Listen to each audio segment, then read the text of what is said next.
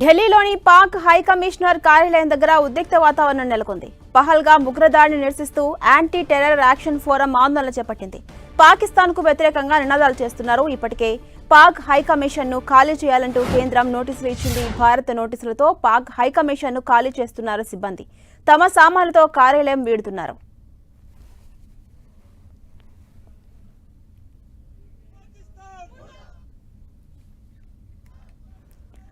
ఢిల్లీలోని Pak high commissioner కార్యాలయం దగ్గర ఉద్రిక్తత నెలకొంది. పహల్గామ్ ఉగ్రదాడిని నిరసిస్తూ యాంటీ టెర్రర్ యాక్షన్ ఫోరం ఆందోళనకు దిగింది.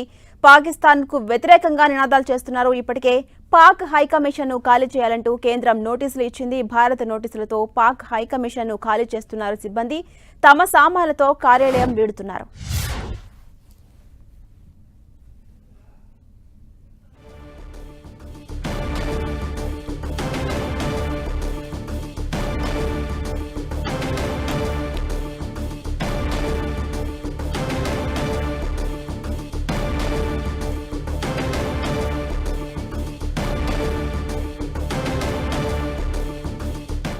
करके आप उनको फोन कर लें और जल्दी यहाँ पर बुलाने का आग्रह करिए। ఇక పాక్ హై కమిషన్ నుంచి మరింత సమాచారం మా ప్రతినిధి గోపి అందిస్తారు.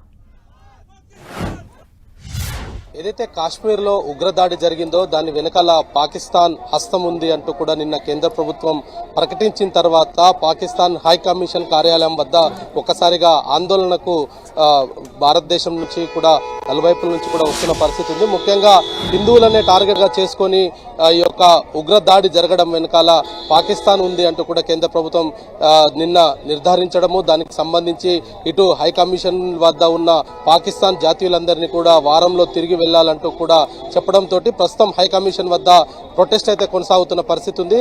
చూడొచ్చు, మనం ఎవరిని కూడా పాకిస్తాన్ హై కమిషన్ కార్యాలయం వద్దకు వెళ్లకుండా పూర్తిగా బారికేడ్స్ ను కూడా ఏర్పాటు చేశారు. పోలీస్ పహారా కొనసాగుతుంది. అయితే ఇటు పాకిస్తాన్ కు వ్యతిరేకంగా ఇక్కడ చాలా మంది కూడా ఒకరొకరుగా గుమ్మి కొడుతున్న పరిస్థితి ఉంది. హై కమిషన్ వద్ద తమ నిరసనను తెలియజేసే పరిస్థితి అయితే కనపడుతుంది. ఇటు ఎవరిని కూడా లోపలికి రానివ్వకుండా హై కమిషన్ వైపు వెళ్లకుండా ఇటు బారికేడ్స్ ను కూడా పోలీసులు ఏర్పాటు చేశారు. అదేవిధంగా ఆందోళన చేయడానికి వచ్చిన వాళ్ళందరినీ కూడా ఇక్కడ నుంచి పంపించి వేసే ప్రయత్నం పోలీసులు చేస్తున్న పరిస్థితి ఉంది. ఒక్కసారిగా పాకిస్తాన్ హై కమిషన్ వద్ద ఆందోళన కార్యక్రమాలు అయితే చెలరేగుతున్న పరిస్థితి అయితే కనపడుతుంది. పెద్ద ఎత్తున కూడా పాకిస్తాన్ కి వ్యతిరేకంగా నినాదాలు చెప్తున్నారు.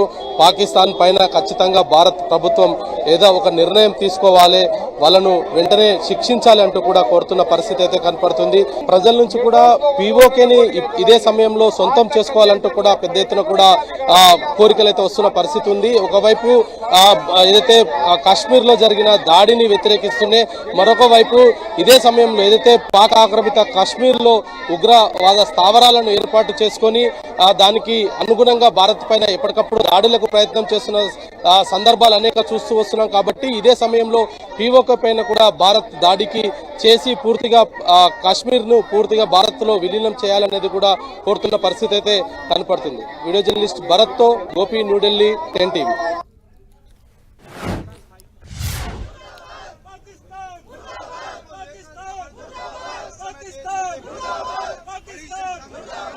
जो और साथी रास्ते में हैं, कृपया करके आप उनको फोन कर लें और जल्दी यहाँ पर बुलाने का आग्रह करिए।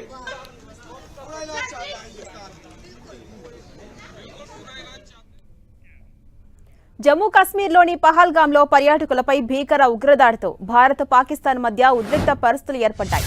దాయాదితో దౌత్య సంబంధాలకు సంబంధించి న్యూఢిల్లీ కీలక నిర్ణయాలు తీసుకుంది. ఈ క్రమంలోనే తాజాగా కీలక పరిణామం చోటు చేసుకుంది.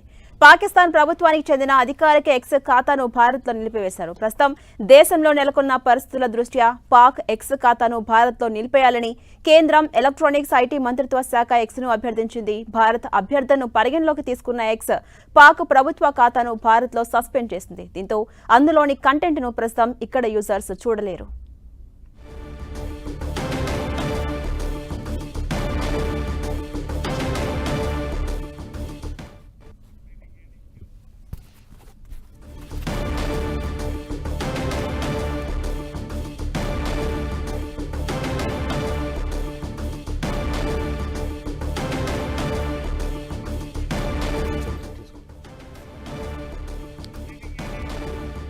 రైట్ పహల్గామ్ ఉగ్రదాడి నేపథ్యంలో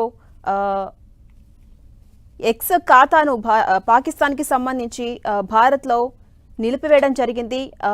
ప్రస్తుతం ఉద్రిక్త వాతావరణం నేపథ్యంలో భారత్ ఎక్స్కి సంబంధించినటువంటి ఆ ఖాతాను నిలిపేయాలంటూ రిక్వెస్ట్ చేయగా అందుకు అంగీకరించినటువంటి ఎక్స్ పాకిస్తాన్కి సంబంధించినటువంటి ఆ ఖాతాను భారత్లో సస్పెండ్ చేయడం జరిగింది. ప్రస్తుతం ఇక్కడ యూజర్స్ పాకిస్తాన్కి సంబంధించి అధికారిక ఎక్స్ అకౌంట్లో ఉన్నటువంటి కంటెంట్ను చూడలేరు.